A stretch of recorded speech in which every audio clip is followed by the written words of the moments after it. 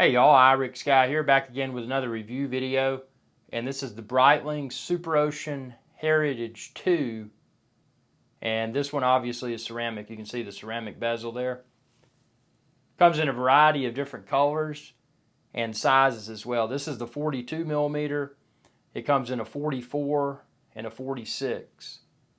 Now there's a few things that if you're shopping for this piece you should be aware of. And oh, and by the way, expand this video's description and then click the link there to timepieces for tomorrow, and you can find where to order a variety of pre-owned timepieces online. So yeah, this one thing I would recommend, definitely get the stainless bracelet.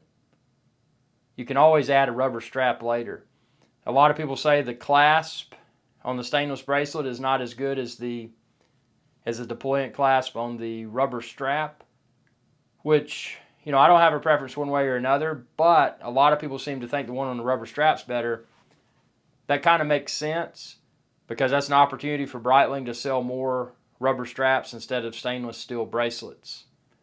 Obviously, always purchase a timepiece on a stainless bracelet if it's a reference that is known for having a stainless bracelet. You can always add a rubber strap later. So, but yeah, this one right here, I tried the 44 and also the 42, and this is the 42.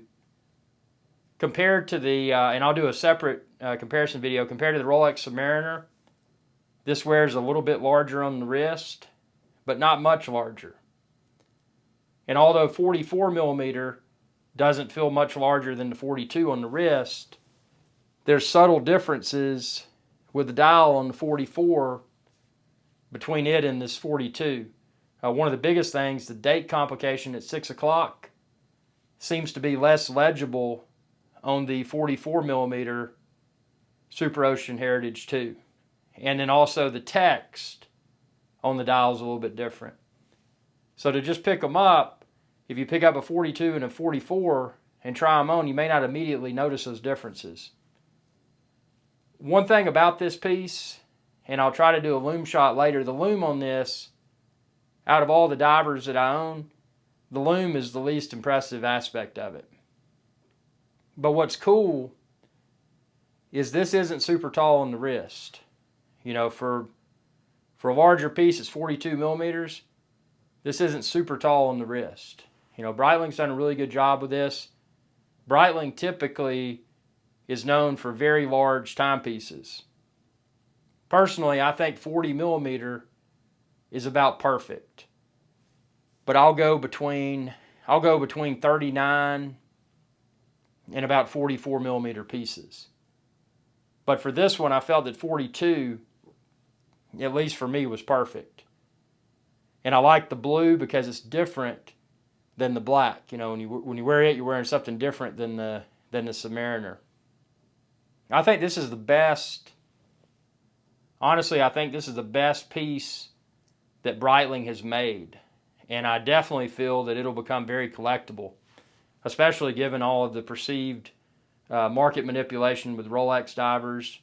And then also Omega seems to be, you know, really positioning themselves really upmarket because of the perceived Rolex shortage. So this right here is cool because it's not a SeaMaster or Submariner. You know, it's something different, and it doesn't try to be one of those. It's its own thing. I think the ceramic bezel on this really makes this a very desirable piece because, you know, inevitably something that should last for a long time. That's one problem with the old style aluminum bezels. I mean, I understand technology changes, but those, they fade, they get scratched easily. Ceramic is pretty much, I mean, it's pretty solid. At least in my Submariner that I've had for 6 or 8 years now, I guess, it hasn't had any problems with the ceramic bezel on it. The bezel action on this, that is something worth mentioning. It's smooth, but it's definitely not Rolex Submariner smooth. Rolex Submariner has a bezel action that I haven't felt any other timepiece that has that type of bezel action. But this is really good. Something else you'll notice, the way that the bezels, it's actually screwed on So, you know, like a Rolex or a SeaMaster, a Rolex Submariner or or an Omega SeaMaster, where the bezel can pop off, this requires a tool. Not that I've ever had my bezel pop off, but it's worth mentioning. The dial, you can see the little markers, or you know, they're laid markers. I mean, it's just a really good looking piece. And again, I think this is destined to become collectible. Again, if you're looking for one, you know, don't try to cheapen up and get the rubber strap. Definitely the stainless bracelet's where it's at. And this bracelet's unlike any other bracelet I've ever owned.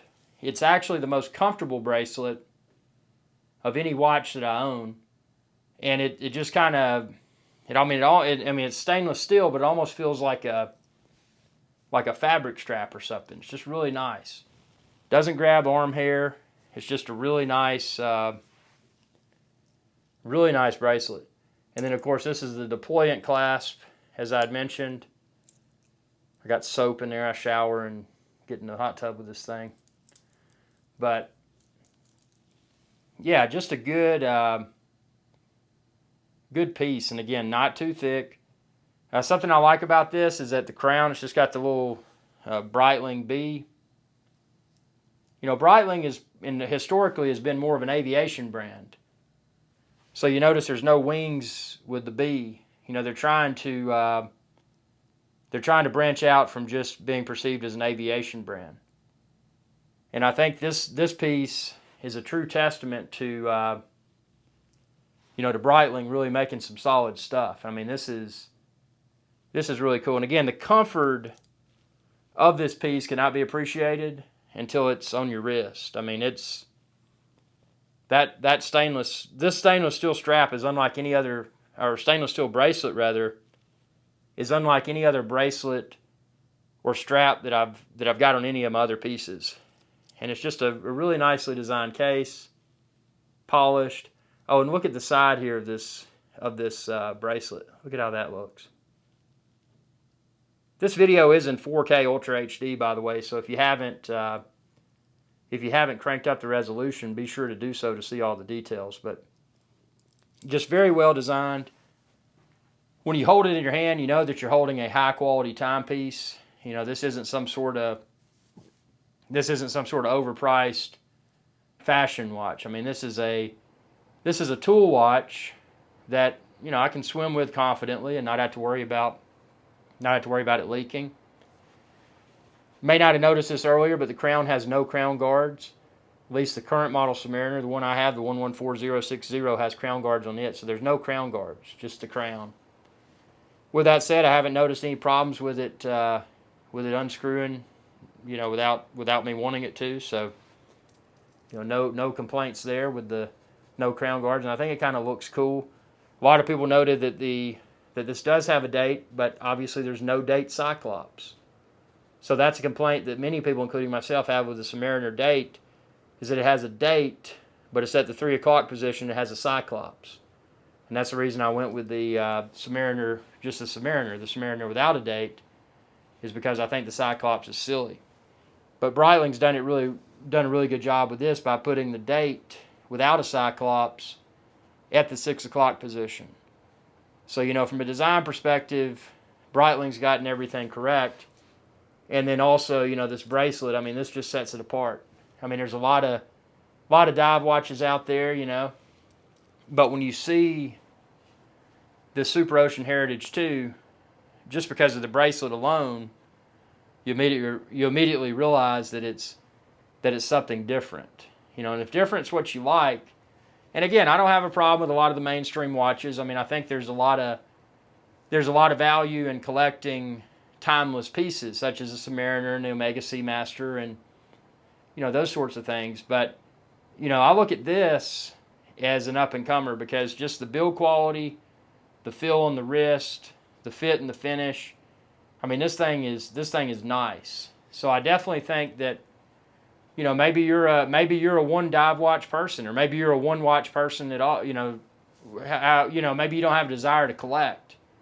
So if you just wanted one watch that you can wear anywhere, that's highly water resistant, Speaking of that, this is water resistant to 200 meters, 660 feet. So a lot of people may look at this compared to a SeaMaster or a Rolex Submariner and be like, man, you know, those are 1,000 feet. This one's less. This is inferior. But think about it. During your day-to-day life, how many days are you going to go more than 500 feet or so under the water? And if that happens, and it's not intentional, you've probably got a problem. So that's just, again, that's a marketing thing.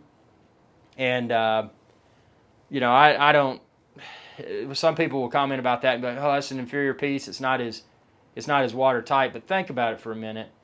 I mean, that is 200 meters, 660 feet, 660. That's deep. And, you know, if that's not enough for you, you know, maybe, I don't know. But I'm sure there's people out there it's not enough for. But that's just something we're pointing out. This does, they say, in-house Breitling movement. I think this is the B20. This is actually a Tudor movement. Breitling did a movement swap with Tudor.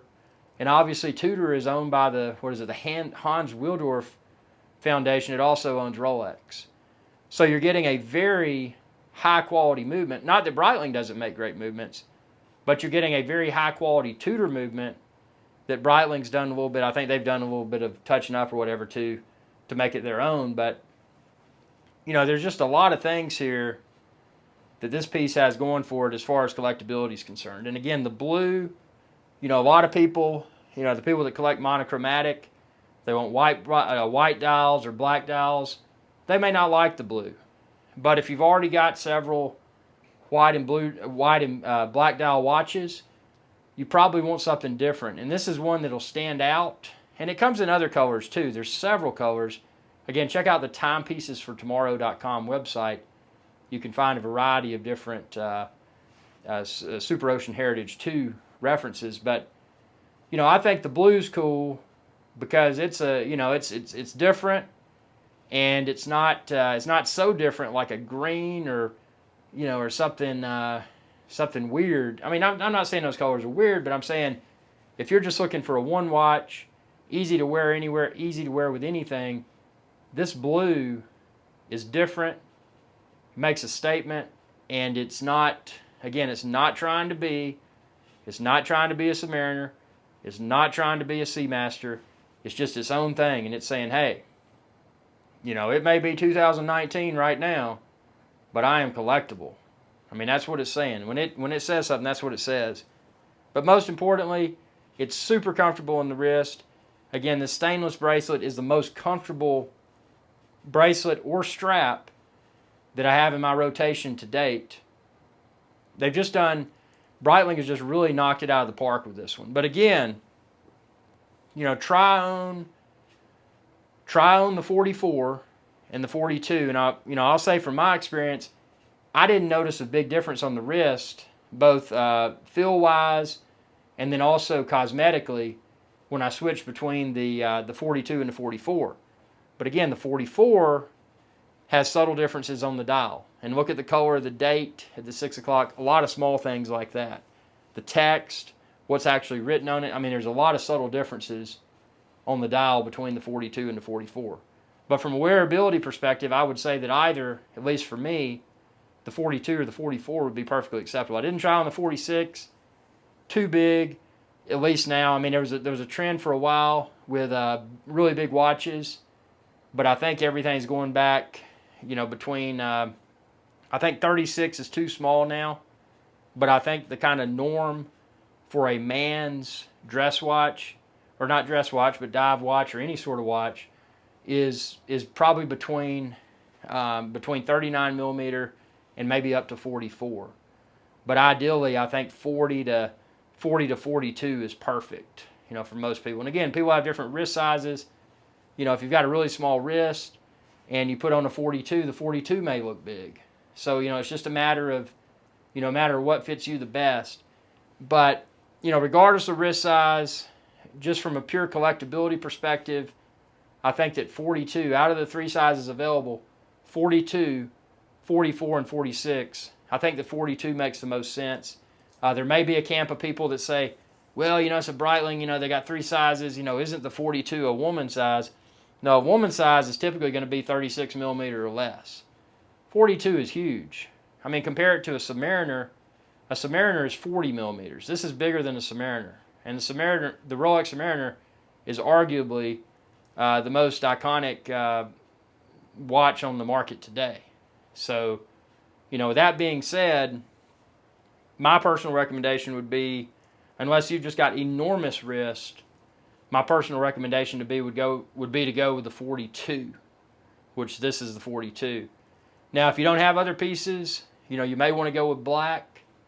If you just want something that, black and white dials are always going to be in demand, and a lot of times when you have references out there that have a variety of different colors, often the white and the black are often the most desirable. So keep that in mind. And there are exceptions. When you're dealing with brands like Rolex, like the Submariner Hulk that has the green bezel.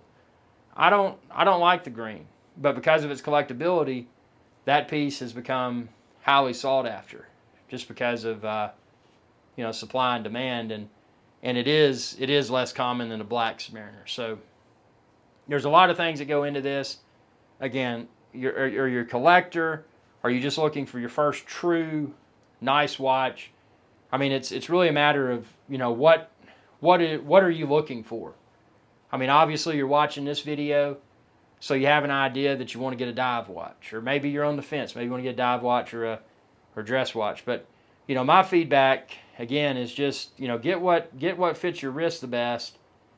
Get something that's not going to be a fly-by-night type fly-by-night timepiece. And I definitely feel that today that this piece has not yet received the recognition it deserves. And I'm a serious collector, so I'm saying that from the standpoint of, yes, I know watches. I've known watches for 30 plus years, and this one has not yet been fully appreciated.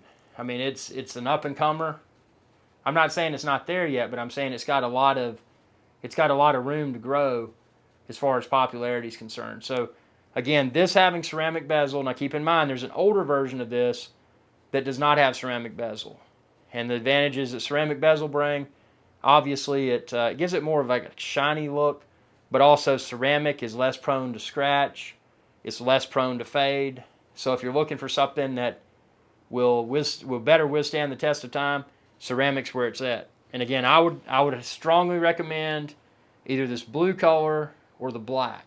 I don't know if I would. There's other colors out there, but I think from a collectability perspective, I would stick with the blue or the black, and I would. That's what I would do. But yeah, just a really great piece. And again, I'm not trying to sell anyone on this over. If you're looking for a diver, you're probably looking at Submariner, you're probably looking at SeaMaster, you're probably looking at SuperOcean. Well, you are looking at SuperOcean because you're watching this video. And you may be looking at a Blancpain 50 Fathoms, or there's a ton of dive watches out there. But from three of the most common and quickly recognizable Swiss brands, Breitling, Rolex, and Omega, I think this would be a great decision. So, again, if you don't already have a dive watch, I would just go black. But if you do have dive watches, I would probably go blue, just to mix up your collection a little bit. It just has this thing, especially in the sunlight, and I'm indoors right now, but in the sunlight, this thing it blows up. So, yeah, tell me what you think within the comment section below. And again, be sure to subscribe to my channel and ring that bell icon when you do to be notified whenever I post another video. And check out timepiecesfortomorrow.com. That's right, timepiecesfortomorrow.com. You can find a link within this video's description to that. Just a great resource for finding a variety of different wristwatches. Thanks for your viewership, and y'all have a good day. Hey y'all, Captain Irix Guy here. I hope y'all enjoyed this video. If you did, please be sure to subscribe. It's youtube.com/Irix Guy. And ring that bell icon when you do to be notified whenever I post another video. Thanks for your viewership, and y'all have a good day.